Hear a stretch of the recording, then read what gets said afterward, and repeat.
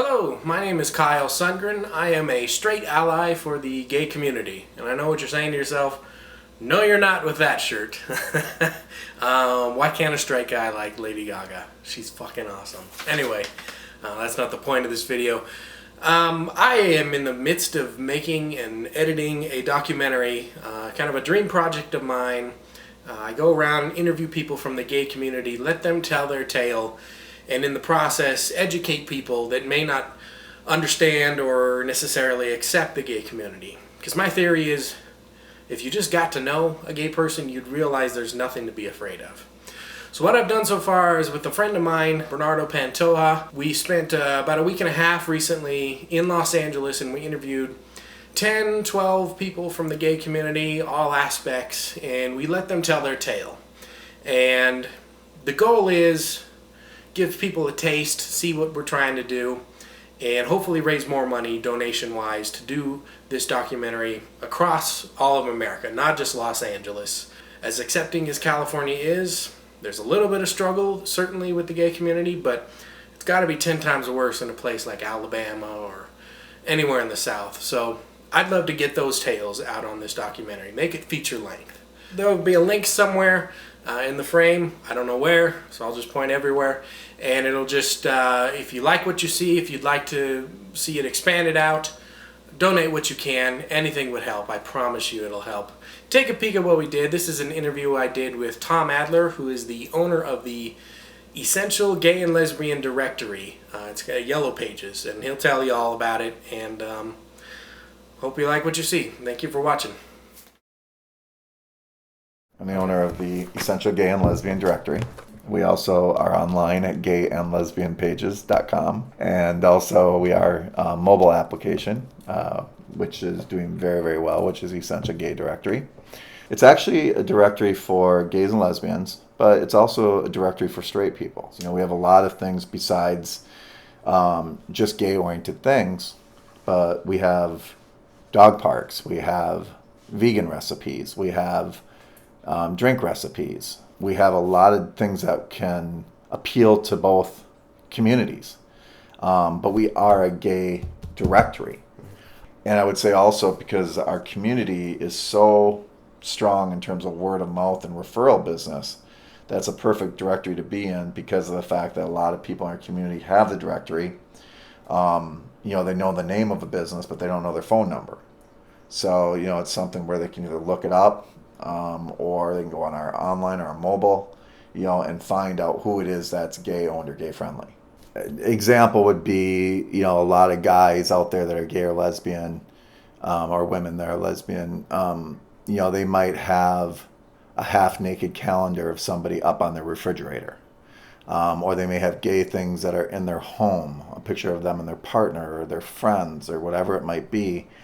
And when they call a plumber, as an example, they should feel that that plumber is a guest in their home rather than them feeling like they're a guest in their own home.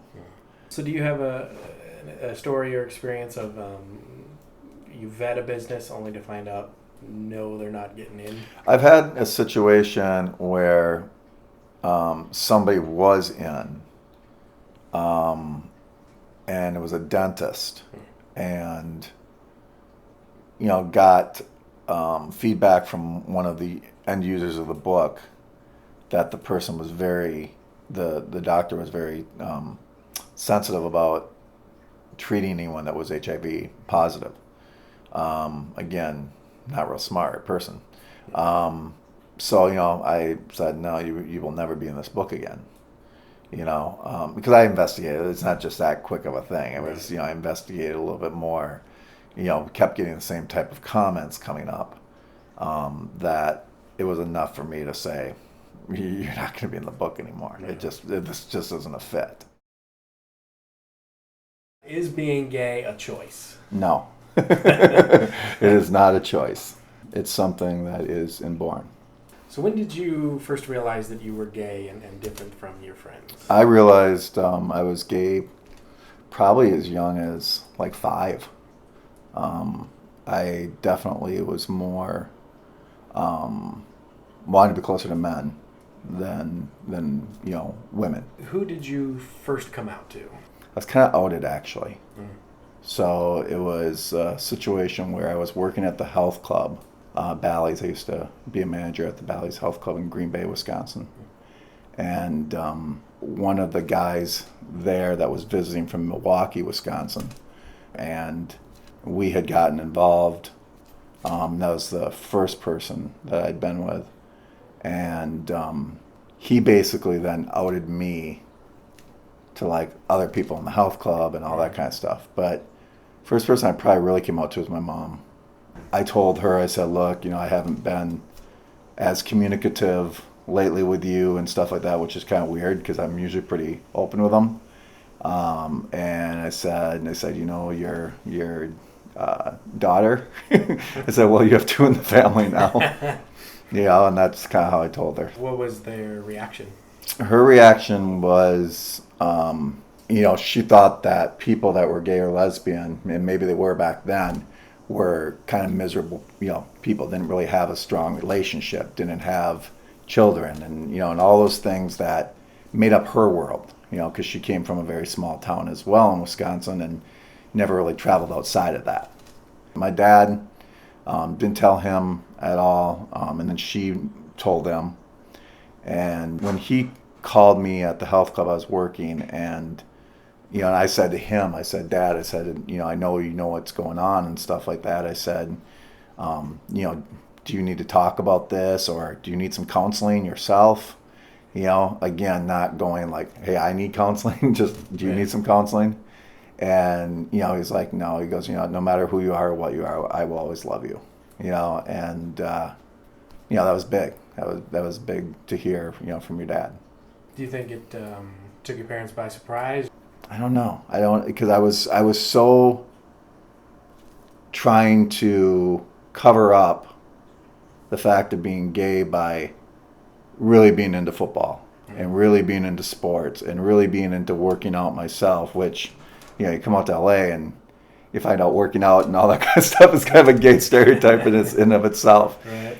But going back to the dating women, when you were actively doing that, did you ever feel like, if I just met the right woman, maybe I wouldn't have these feelings towards men? Or? No, not at all. Because, like I said, these feelings, A, went back a long, long time. Mm-hmm. And B, I was just trying to play basically the role. I would hear guys on our football team, talk about how they got laid and, and everything like that. And, oh, boy, it was so great and everything. That I was like, wow, well, maybe it is great, that kind of thing. So I probably went through my head. But, no, there was no... Like I said, I really even sheltered myself off, I would say, from friendships and a lot of things because I didn't want anyone to get too close to me to be able to see some type of weakness or some type of clue into the fact that I was gay. So some people think since two men or two women can't make a child of their own, they'll need to continue the gay population, so they need to recruit and turn kids gay. Right. For the record, is that on the gay agenda? There is no gay agenda. Just to put it at rest, everybody out there, there's no gay agenda. We were made by straight people. So the agenda basically is to be able to just be like everybody else and live our lives. Yeah. And not really have to worry about, being reminded of our orientation all the time either. It's kind of ridiculous. Gay people can get a civil union in most states. Mm-hmm. Why is it important to have the same thing straight people have, marriage? Yeah, I think the main reason is because we're all taxpayers in this country. And there's no reason why one group of people should have a right that another group doesn't have. To me, it's about the right, and it's about all of us being equal, especially in the eyes of the law. It's, what people do in terms of their own religious ceremonies and everything like that, that's their business. And if a church wants to, accept someone or doesn't or whatever, that's their own business. But when it comes to the law and being a citizen in the United States, absolutely. There's no reason. So if you could deliver one message to the, at least currently, unaccepting straight community, what would you say? We have a hell of a lot in common. You know, there's a lot more to a person than their orientation. It's a big part of who we are because of the fact that it's something that can dictate a lot of what it is that we react to things, and how it is, you know, especially when you're living in the closet, can affect you in a very major way. As you get older, you go, you know, it's just a small little part of who I am. It does not require the amount of attention that it probably gets. But at the same time, we have to be vigilant and we have to be watching what's going on politically so our rights are not being swept away.